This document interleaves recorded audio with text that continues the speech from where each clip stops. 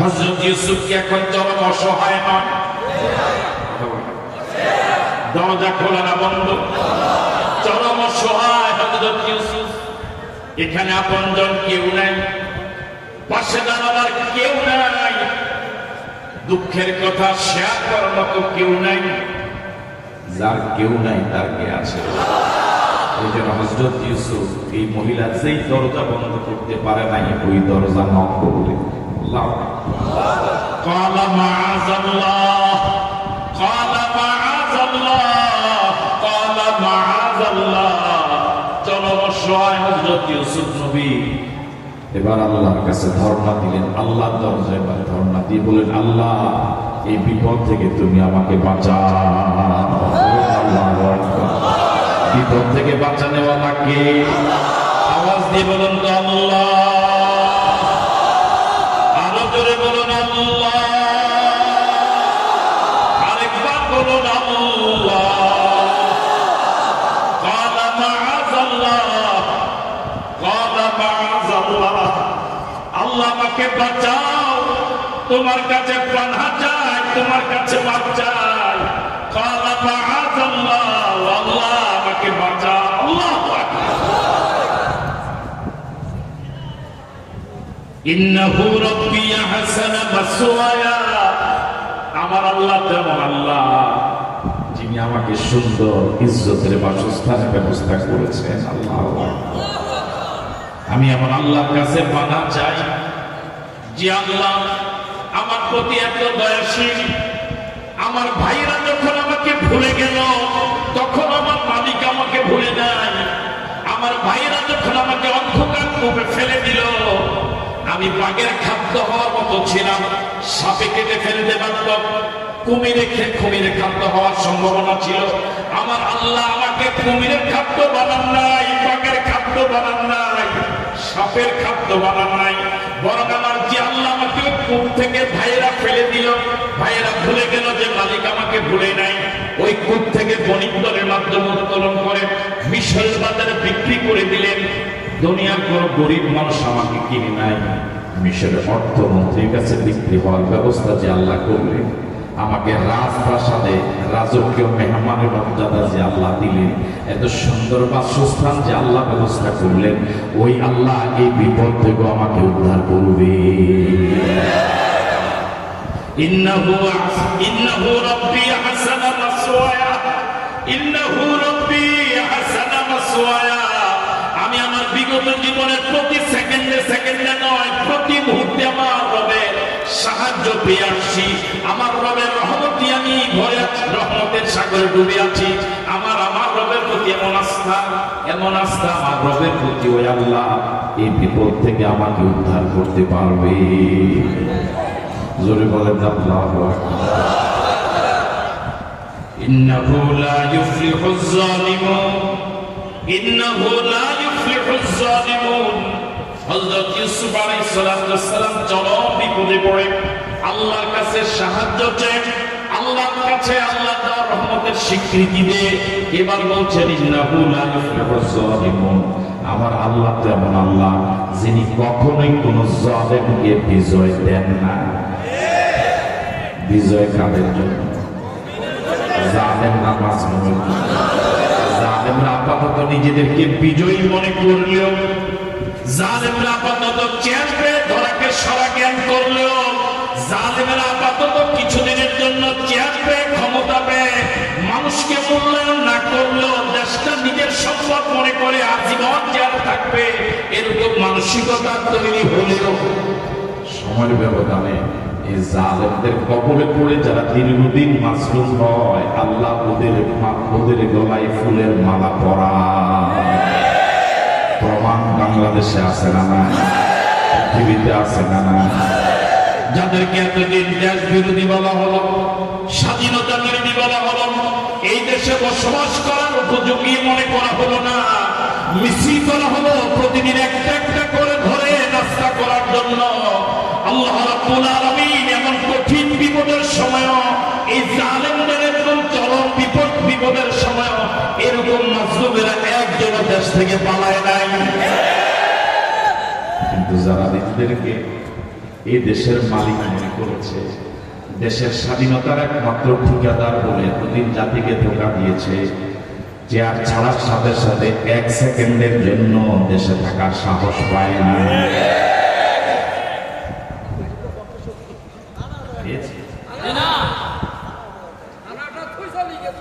আমার ভাইরা, ইন্নাহু লা ইফলিহুজ যালিমুন, ইন্নাহু লা ইফলিহুজ যালিমুন। তিনি তো আমার এমন আল্লাহ, তিনি তো আমার এমন আল্লাহ, তিনি তো আমার এমন আল্লাহ। আল্লাহ জালেমদেরকে কখনোই বিজয় দেয় না। সময়ের ব্যবধানে জালেমদেরকে এমন পরাজয় দেন। ছাত্র জনতা শুধু চেয়েছিল পদত্যাগ, ছাত্র জনতা কিন্তু দেশ ত্যাগ চায় নাই। ছাত্র জনতা শুধু চেয়েছিল পদত্যাগ করলেই চলবে, কিন্তু আল্লাহ রাব্বুল আলামিন এমন পর্যদস্ত করলেন, শুধু পদত্যাগ নয়, দেশ ত্যাগ করতে বাধ্য করলেন। ঠিক নয় কি? আপনি কি কল্পনা করেছেন একটা দেশের প্রধান, ওই দলের মন্ত্রী, এমপি, ওই দলের যা ছিল সব একসাথে পালালো, এমন কি অপরাধ তারা করেছে?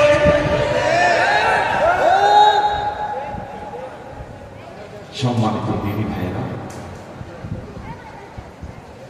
তিনি আমাদের কত বড় দয়ালু আল্লাহ। এতদিন আপনারা বলবে ওলামায়ে কেরামের দোয়া কাজে লাগে না, এত হুজুর দোয়া করে এগুলো যায় না, বলতেন কথা বলেন। আমাদের মুর্তজা ভাই সিদ্ধান্ত নিয়েছে 41 সাল পর্যন্ত থাকবে, কিন্তু আপনারা ওনার আচরণে বলেছেন না কিসের 41, যতদিন বাঁচে। কথা বলেন ঠিক নয় কি?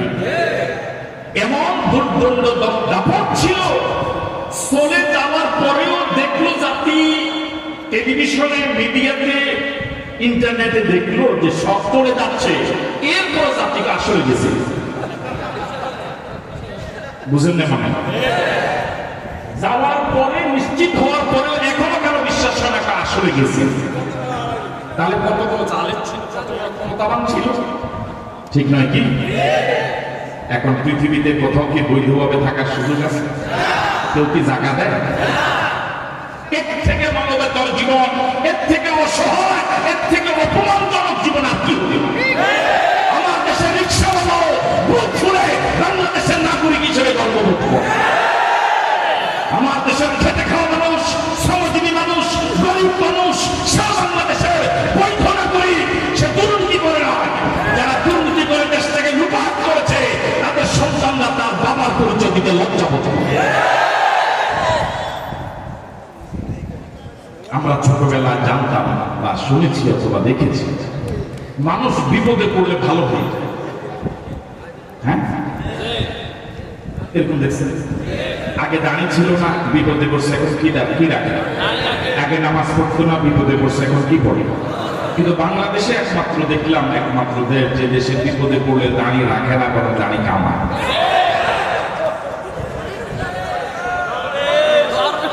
জালেমদেরকে আল্লাহ কি পরিমাণ শাস্তি দেন! জালেমদেরকে যে আল্লাহ বলেছেন 1000 বছর আগে সূরা ইউসুফে, ইন্নাহু লা ইফলিহুজ যালিমুন, আল্লাহ জালেমদেরকে বিজয় দেয় না।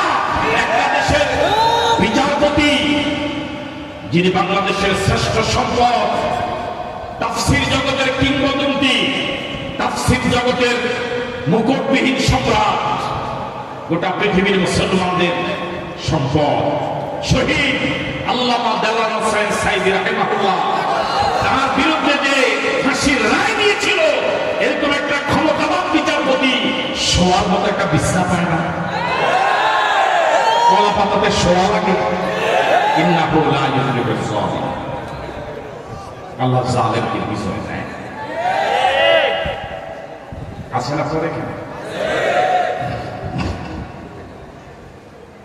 আল্লাহ রাব্বুল আলামিন এদেশের মাসলুমদের দোয়া, ওলামায়ে কেরামের দোয়া, হক্কানি পীর মাশায়েখের দোয়া, মাসলুমদের চোখের পানি, বিধবাদের চোখের পানি, এতিম শিশুদের চোখের পানি জমা করে গনে গনে হিসাব করে রেখে 5 আগস্ট বিস্ফোরণ ঘটিয়ে দিয়েছেন। তাহলে ওলামায়ে কেরামের দোয়া কাজে লাগে? চোখের পানি কাজে লাগে? ওয়ালাকাদ হাম্মাত বিহি ওয়া হাম্মা বিহা লাউলা আন রাআ বুরহান রাব্বিহি কাযালিকা লিনাসরিফা আনহু সুআ ওয়াল ফাহশা ইন্নাহু মিন ইবাদিনাল মুখলাসিন। আল্লাহ রাব্বুল আলামিন বলেন, বদ্ধ করে ওই দুষ্ট মহিলা হযরত ইউসুফের ব্যাপারে যেভাবে চিন্তা শুরু করে দিয়েছে, হযরত ইউসুফও চিন্তার সুযোগ পেত যদি না লাউলা আন রাআ বুরহান রাব্বিহি, হযরত ইউসুফ আল্লাহর একটা বিশাল জ্বলন্ত উদাহরণ, জ্বলন্ত দলিল যদি না দেখত। আল্লাহু আকবার। লাউলা আন রাআ বুরহান রাব্বিহি, যদি না হযরত ইউসুফ আল্লাহর একটা জ্বলন্ত বুরহান যদি না দেখতেন, একটা জ্বলন্ত প্রমাণ যদি না দেখতেন। এই জ্বলন্ত প্রমাণের তাফসীর মুফাসসিরিনে কেরাম অনেকগুলো তাফসীর করেছেন। এর মধ্যে একটা তাফসীর হলো লাউলা আন রাআ বুরহান রাব্বিহি, এই বুরহানের প্রথম তাফসীর হলো হযরত ইউসুফকে মহিলা যখন ডেকেছে, হাইতালাক এদিকে আসো, এরকম চরম অসহায়তা হযরত ইউসুফ আলাইহিস সালামের নজর গেল ওই রাজপ্রাসাদের ছাদে। রাজপ্রাসাদের ছাদের দিকে নজর দিয়ে উনি দেখেন সেখানে একটি আয়াত লেখা, লা তাকরাবুজ জিনা, জিনা করা তো দূরের কথা, জিনার কাছেও যাওয়া যাবে না। জোরে বলেন আল্লাহু আকবার। দ্বিতীয় তাফসীর হলো এই বুরহানের ঘরের সব দরজাগুলো বন্ধ করে দেওয়ার পর মহিলা যখন ডেকেছে হযরত ইউসুফকে, এমন সময় হযরত ইউসুফ আলাইহিস সালাম রাজপ্রাসাদের দেয়ালের দিকে তার নজর গেল। হঠাৎ তিনি দেখেন এই রাজপ্রাসাদের দেয়ালে একটা পুতুল ছিল, একটা মূর্তি ছিল ছোট। ওই মূর্তিটা এতদিন খোলা ছিল, কিন্তু এখন হঠাৎ নজরে পড়ল মূর্তির উপর একটা পর্দা ঝোলানো। হযরত ইউসুফ নবী জিজ্ঞেস করলেন, এই মূর্তির উপরে পর্দা ঝুলাইছো কেন? এবার মহিলা বলছে, ওই দুষ্ট মহিলা বলছে, দেখো এটা আমার খোদা।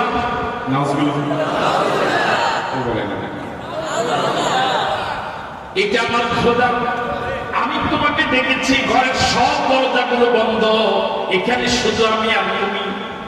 আমি তোমাকে ডেকেছি, আমার খোদা যদি দেখে ফেলে তোমার লজ্জা লাগবে।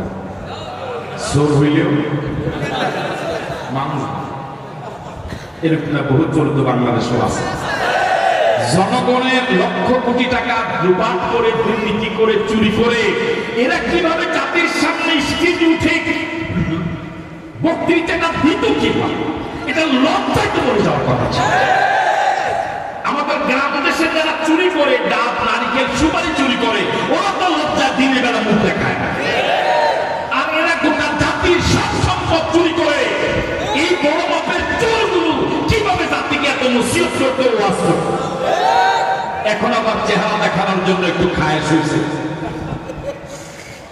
আসলে মানুষ যখন নির্লজ্জ হয়ে যায় তখন আপনার কিছুই ইজা ফাতাকাল হায়া ফাফরাহ মা শিতা, যখন তোমার লজ্জা চলে যায় তখন তুমি যা ইচ্ছা তাই করতে পারো।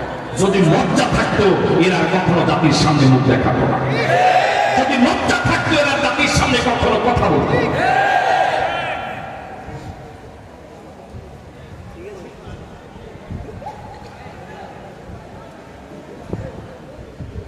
হযরত ইউসুফ আলাইহিস সালামের জবাব শোনার পরে বললেন, শোনো, যে মূর্তিটাকে তুমি খোদা মানো, ওই মূর্তিটা হাত পা নাড়াচাড়া করতে জানে না, ওর চোখ এদিক সেদিক যায় না। তুমি ইচ্ছে করে এক জায়গা থেকে আরেক জায়গা না নিয়ে গেলে সে যেতেও পারে না।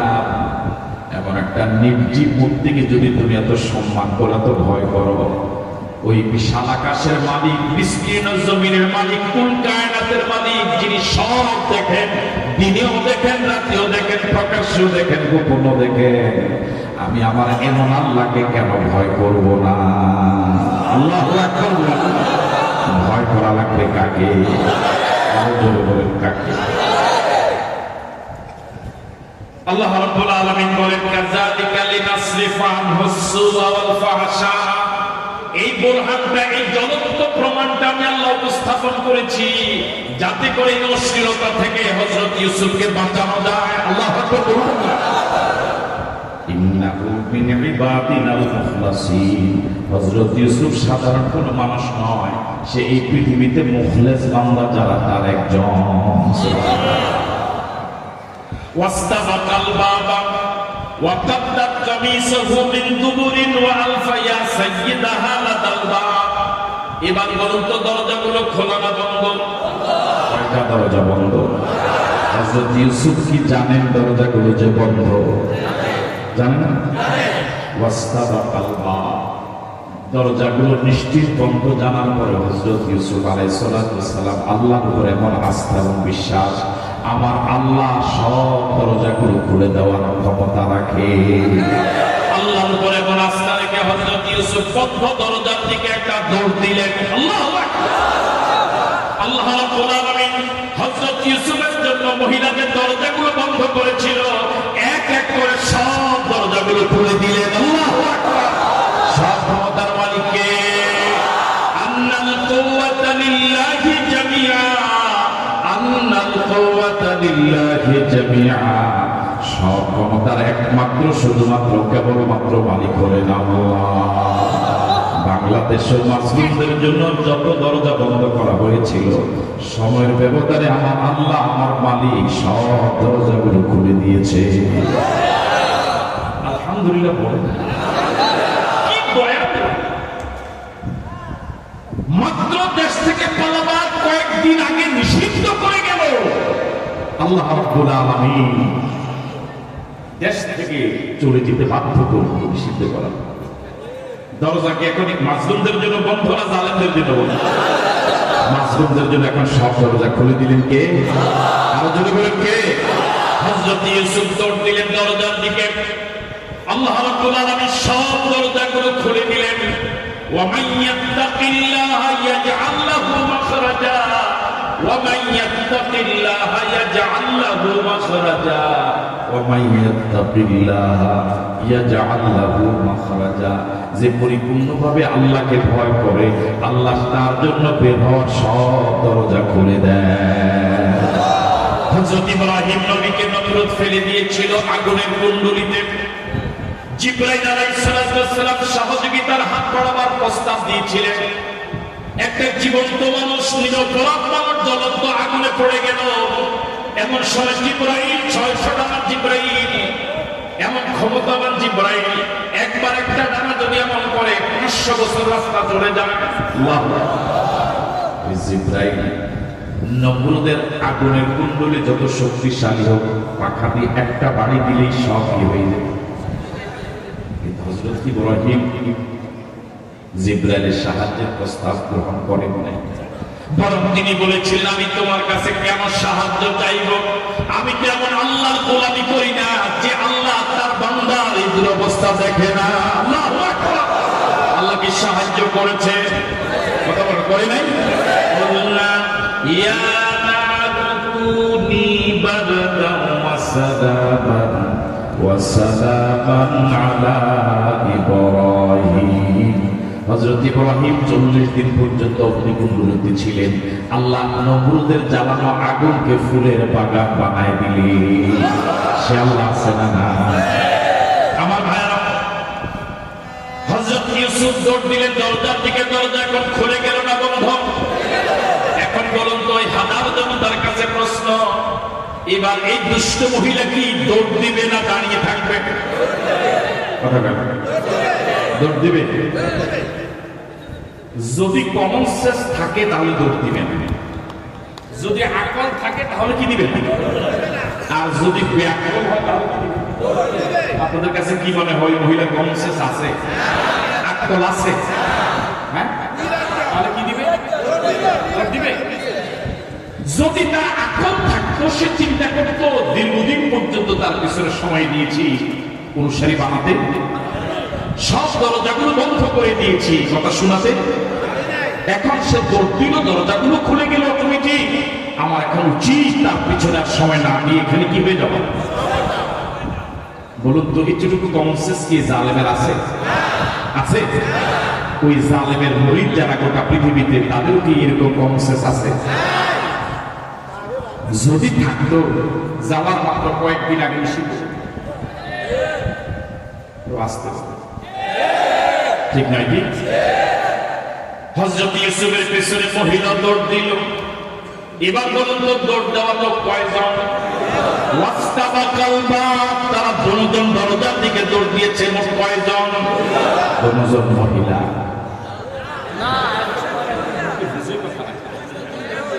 দুজন মহিলা, দুজন পুরুষ। পুরুষ কয়জন? মহিলা কয়জন? দুজন জালেম,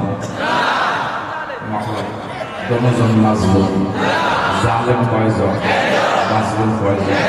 এবার বলুন তো জালেম আগে না মাজলুম আগে? মাজলুম জালেম। তাহলে বোঝা গেল পৃথিবীতে জালেমরা যত শক্তিশালী হোক সব সময় মাজলুমের পিছনে পিছনে দৌড়ায়, আগে যেতে। মাজলুমরা যত দুর্বলী হোক তাদের নৈতিক শক্তি অনেক বেশি, জালেমরা যত শক্তিশালী হোক শারীরিকভাবে নৈতিকভাবে অনেক দুর্বল।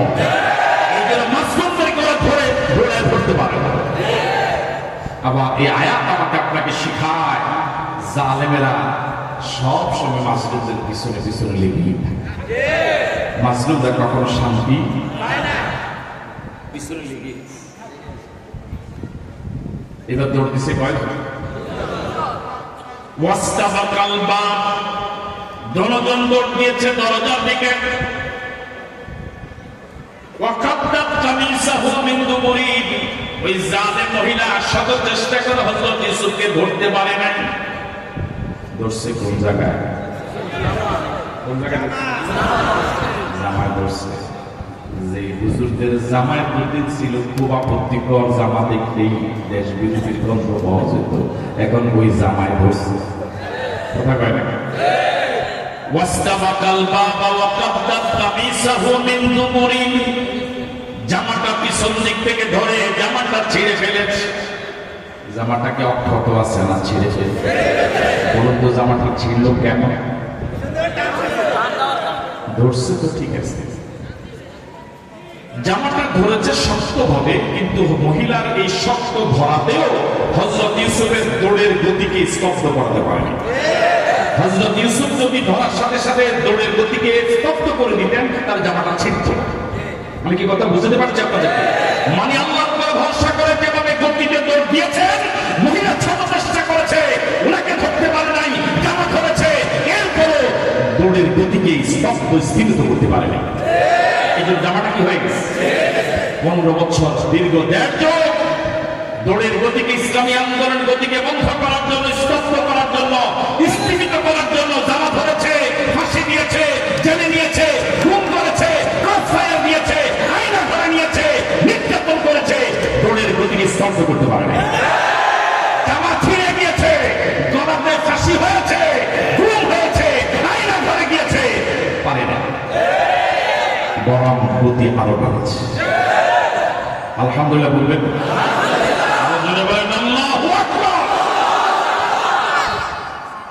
জামা ছিঁড়ে গেছে, হযরত ইউসুফকে কি করতে পারে না? এক এক করে 11 জন শীর্ষ নেতা দুনিয়া থেকে বিদায় করে দিল, গতি বন্ধ করতে পারে না। সব অফিসগুলো বন্ধ করে দেওয়া হয়েছে, গতি বন্ধ করতে পারে না। অসংখ্য ছেলেকে মায়ের সামনে ক্রস ফায়ার দিয়েছে, বন্ধ করতে পারে না।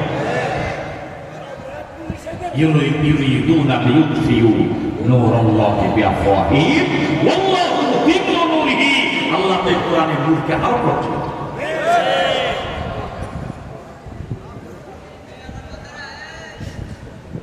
وألف يا سيدها لدى الباب وألف يا سيدها لدى الباب। এবার হযরত ইউসুফ ঘরের মূল দরজায়, পিছনে পিছনে মহিলা। এবার মূল দরজায় গিয়ে দেখেন আজিজে মিশর মহিলার সামনে ওই দরজা। হ্যাঁ, এখন মূল দরজায় কয়জন? কথা বলেন একটা, কয়জন? যেখানে বাঘের ঘর। এবার মূল জায়গায় আসেন। এবার এতক্ষণ পর্যন্ত যারা শুনেছেন এই ঘটনা, যতটুকু শুনেছেন বলুন তো 16 অপরাধীকে? সবাই বলেন 100% অপরাধীকে? হযরত ইউসুফের অপরাধ কয় পার্সেন্ট? 1%। 16 নবীর অপরাধকে 16 আনা নিরপরাধ কে? 16 আনা অপরাধীকে সন্দেহ আছে? দেখুন, স্বামীকে দেখা মাত্রই এই মহিলা, এই অপরাধী মহিলাটা কিভাবে পড়িল, বুঝলেন না কথা? কিভাবে নাটক সাজাইল, জীবনে বহু নাটক দেখছেন। নাটকে যারা কান দেয় তাকে তো চোখের পানি আসে, নাটকের পানি, কিন্তু এই মহিলার কান চোখের পানি।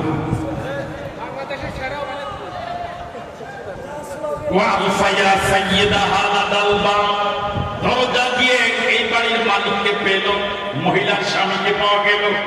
এবার স্বামীকে দেখেই মহিলা পল্টি লইল, নাটক সাজালো, মিথ্যা রায় দিয়ে দিল, নিজের সব অপরাধের বোঝা হযরত ইউসুফ নিরপরাধ ইউসুফের ঘাড়ে দিয়া দিল।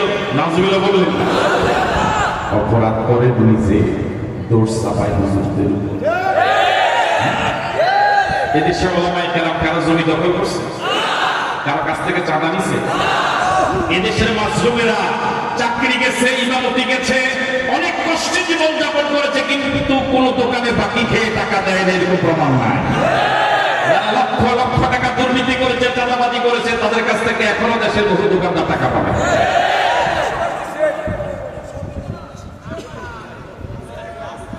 ওই যে দোকানদার একজন আছে,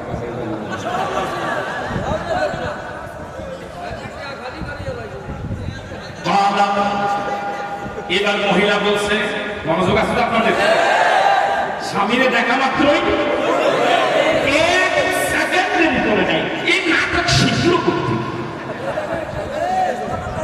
এক সেকেন্ড কি করে না, কি পাকাও ভিড়ে গোটা জাতিকে একটা ভেলকিবাজি দিয়া দেশটা শাসন করে গেল, মানে গোটা জাতিটাকে বোকা বানায় ফেলছে। কি পরিমাণ পরিপক্ষ অভিনয়! মা জাযাউ মান আরাদা বিআহলিকা সুআন ইল্লা আন ইউসজানা আও আযাবুন আলীম। অনুবাদ শোনার আগে বলেন নাউযুবিল্লাহ। মহিলা স্বামীকে দেখেই হযরত ইউসুফ নিরপরাধ, মাসুম, বেগুনাহ, হযরত ইউসুফ যিনি চরম অসহায়, চরম মজলুম, ওই ইউসুফের বিরুদ্ধে একটা রায় দিয়া দিল, বলল মা জাযাউ মান আরাদা বিআহলিকা সুআন, যে ছেলে তোমার পরিবারের সাথে অন্যায় কাজ করতে চায়। কথাটা সঠিক বলছে না ভুল বলছে? ভুল না মিথ্যা? মিথ্যা না ডাহা মিথ্যা? ডাহা মিথ্যা না কাঁচা মিথ্যা কথা? হ্যাঁ, আমি যেটা বললাম এটা আপনারা আরেকবার বলেন।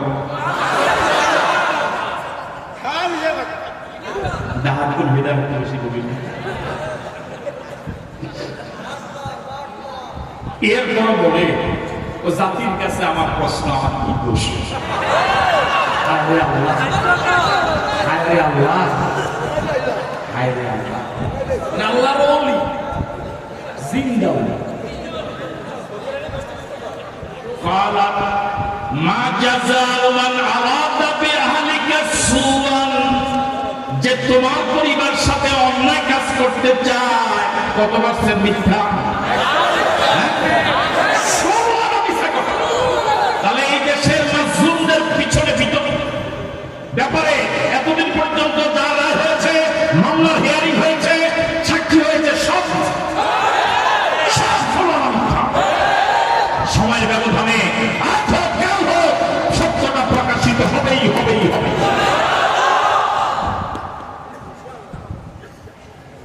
যে তোমার পরিবারের সাথে অন্যায় কাজ করতে চাইল, তার ব্যাপারে আমার রায় হলো, কে বলতেছে? ইল্লা আন ইউসজানা, তাকে জেলে ঢোকানো হোক। নাউযুবিল্লাহ। তাহলে যুগে যুগে জালেমেরা মাজলুমদেরকে শুধু জেলের ভয় দেখাইতো। এটা করবি না, করলে জেলে নিয়ে যাবে। এবার বলুন তো, হযরত ইউসুফ জেলে যাওয়ার মতো কোনো অন্যায় কি করেছে? জেলে যাওয়ার মতো অন্যায় করলে কে করছে? ওই মহিলা জেলে যাওয়ার জন্য 16 আনা উপযোগী না 32 আনা? আর রায় দিয়ে দিছে কার বিরুদ্ধে? আচ্ছা বলুন তো দেখি, এই মহিলা কি বিচারক?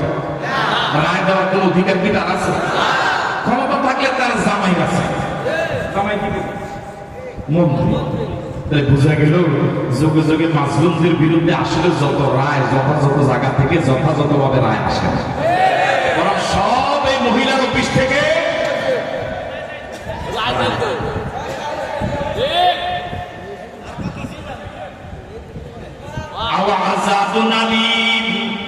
যদি জেলে ঢুকানো না হয় তাহলে অন্য বিকল্প কোন কঠিন শাস্তি যেন তাকে দেওয়া হয়। রায় হয়ে গেল। যুগে যুগে মাজলুমরা এরকম অন্যায় রায়ের শিকার হয়ে অসংখ্য মাজলুম দুনিয়া থেকে বিদায় হয়ে গেছে, ঠিক না? পৃথিবীতে একমাত্র অভিনব দেশ হল বাংলাদেশ, যে দেশে সাক্ষী বানানোর মেশিন আছে। কি আছে? মানে একটা ভালো মানুষ হিন্দুকে ধরছে অথবা একজন সাইদ হিসেবে সাক্ষীর নাম কি ধরছে, একটা ঘরে নিয়ে সুন্দরঞ্জন বালি সহ আরো যারা আছে অন্যান্য মামলা করল বানাই একটা ঘরে ঢুকেছে, আস্তে সাক্ষী হয়ে মেশিন। এবার বলতো থেকে হযরত ইউসুফ আলাইহিস সালামের বিরুদ্ধে যে রায়টা হলো এটা ন্যায়ভ্রষ্ট রায়, এটা কি সঠিক রায় না অন্যায়? কত পার্সেন্ট অন্যায়? এবার হযরত ইউসুফ আলাইহিস সালাম এই অন্যায় রায়টা মেনে চুপ করে বসে থাকবেন, একটু প্রতিবাদ করা দরকার। কথা বলে না কেন?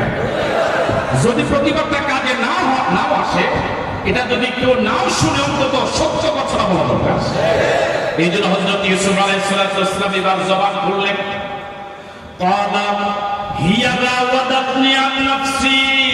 হযরত ইউসুফ নবী চিন্তা করলেন রায় তো হয়েই গেল, এখন শুধু বাস্তবায়ন বাকি। বউ রায় দিয়েছে, স্বামী বাস্তবায়ন করবে, এটাই তো স্বাভাবিক।